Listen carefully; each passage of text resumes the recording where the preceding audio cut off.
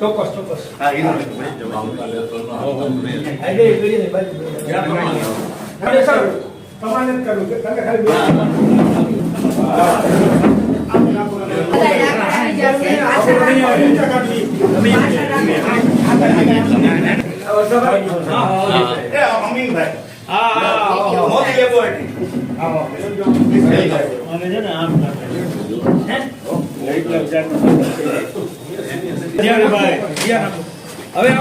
હવે આપણે આપણો ઋણ સ્વીકાર શરૂ કરીએ એ પહેલા મહેશ્વરી સાહેબ અને બાપુ પધારો.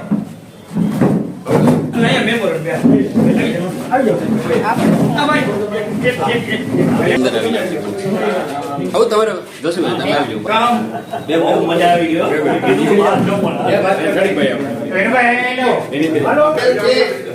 એક બામા સાગર આપણે તો કઈ છીએ જ નહીં, છતાં આપણે ઋણ સ્વીકાર કરવો પડે. એટલે ઋણ સ્વીકાર કરવા માટે હું બાપુને વિનંતી કરી કે તે ઓમ પ્રકાશજીને ના ઓળખાણ ત્યારબાદ હું ભાસ્કરભાઈને વિનંતી કરીશ કે તેઓ સૈનિકભાઈને હાથ મેળવી.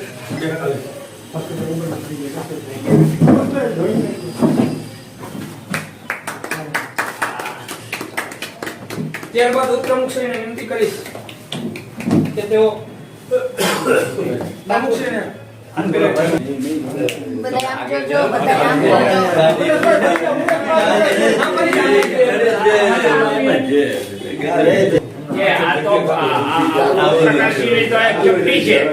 જે ઓમ પ્રકાશજી જે કાર્ય કરે છે એના માટે આ એક ચપટી છે. તમારું ફોન ન હોય આ બાજુ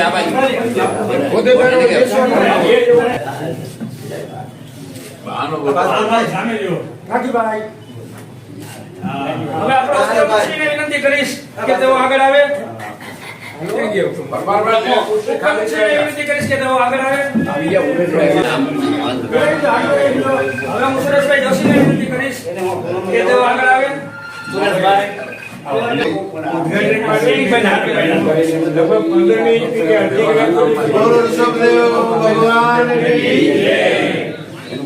હવે હું મંત્રીશ્રીને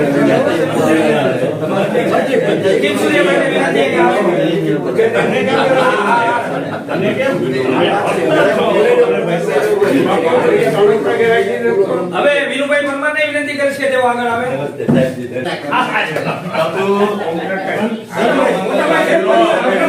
વિનુભાઈ તમારે આગળ આવો, આગળ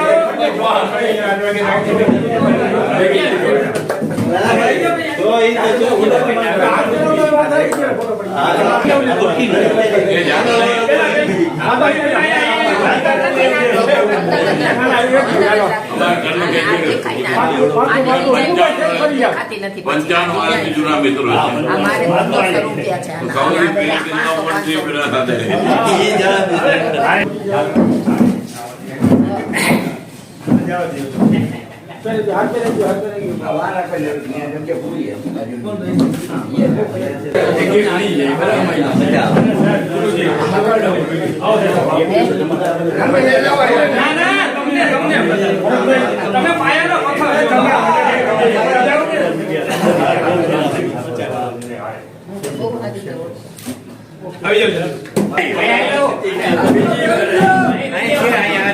પહેરાવી દો. આ બાજુ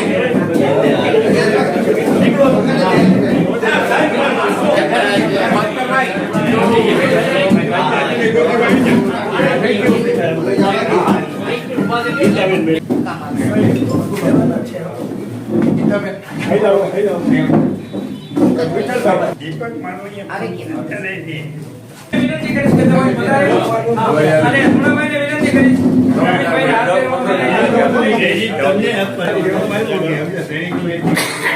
આપી દીધું. ભાઈ દર્દી કોઈ રહી ગયો હોય તો માફ કરજો. ભાઈઓને હું નમન કરું છું. આજે હું બધાની સામે બાપુ મને જે કામ આવ્યા છે એનો હું બધાની સામે આજે એનો ઋણી છું, આજે એનો આભાર માનું છું. ઇધર ઓમ પ્રકાશજી નો સાલથી સન્માન કરા.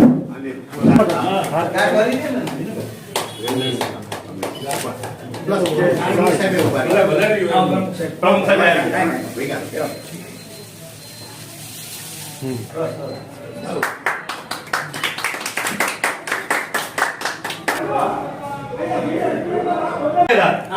3000 રૂપિયા હા ચંદુભાઈના પાર્ટનર ટૂંકમાં સાડી હા કેવા બેન ભાનુબેન. હા ભાનુબેન ખંભાળિયા તરફથી ઠુમર એના તરફ 3000 રૂપિયા ચંદુભાઈ આપે છે હસ્તે ચંદુભાઈ 3000 રૂપિયા હવે આપણે નાસ્તાની વિધિ કરીએ ઈ પહેલા ઋષિભાઈને વિનંતી કે બે શબ્દોથી બધાને અભિવાદન કરીએ.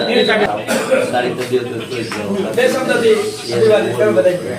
સૌથી પ્રથમ તો આજના ચીફ ગેસ્ટ અને જે દાતા કહી શકાય એવા શ્રી ઓમપ્રકાશ મહેશ્વરી શેઠ, શ્રેણીભાઈ મહેતા સાહેબ અને આપણા નવા વરાયેલા બાપુ દેવેન્દ્રસિંહ જાડેજા, આપણે બધા દિવસે ને દિવસે સિનિયર સિટીઝનો માટેનું જે કાંઈ અભિયાન કર્યું છે, ગામમાં ઘણી બધી સંસ્થાઓ છે, આ જગ્યા આપણને આપેલી છે, એમનો ફરી પણ આપણે જેટલો લાભ લઈ શકીએ એટલો ઓછો છે.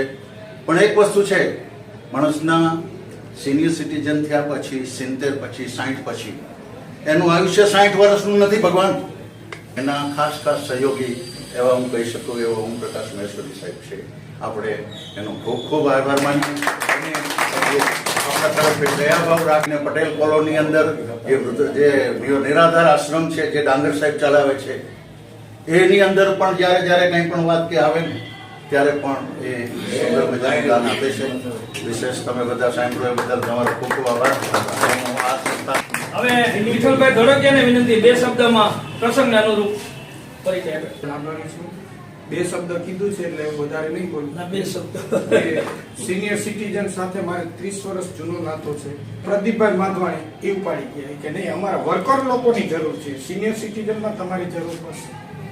એટલે છેલ્લા 30 વર્ષ થયા સિનિયર સિટી કે મોદી સાહેબે 70 પ્લસની જાહેરાત કરી કે 70 વર્ષ ઉપરના અને કોઈ આધારની જરૂર નથી, એને આયુષ્યમાન કાર્ડ દેવાના છે. તો એવા સમયે આપણા પ્રથમ 7 કેમ્પ આપણે ઝડપી લીધા, કારણ કે આ CSC સિવાય થઈ ન શકે, સરકારશ્રીમાં મંજૂરી લેવાની હોય. આવા હરેક સારા કાર્યક્રમમાં સિનિયર સિટીઝનની સાથે હું રહ્યો છું. મારું અહોભાગ્ય છે કે આવા વડીલોની રૂપ મને મળી છે અને મળતી રહે, અને સારા કાર્યક્રમ માટે મેં બિલ્ડિંગ આપેલી છે.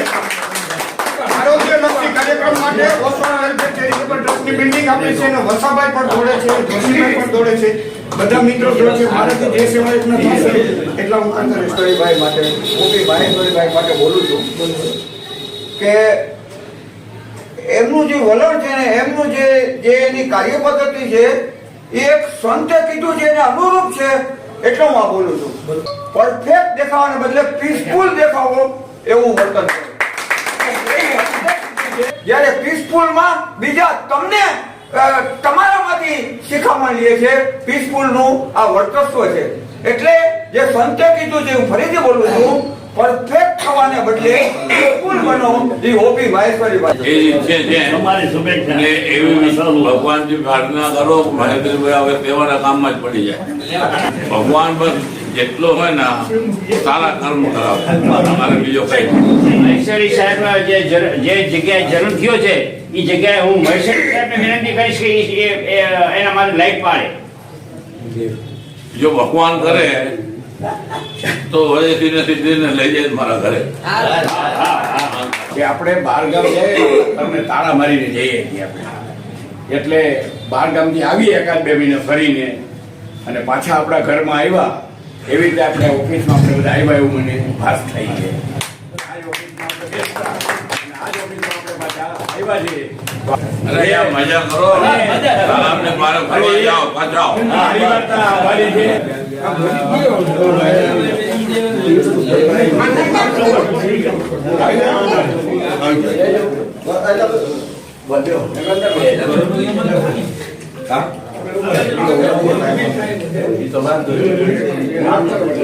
જયેશ ખાકરિયા સાહેબ, બોલો જય દ્વારકાધીશ બોલો. તમારે બોલવું પડે, સુરત એમને ન હાલે. એકવાર બોલો જય દ્વારકાધીશ, ત્યાંથી મોબાઈલ આમ રહેશે. જય દ્વારકા.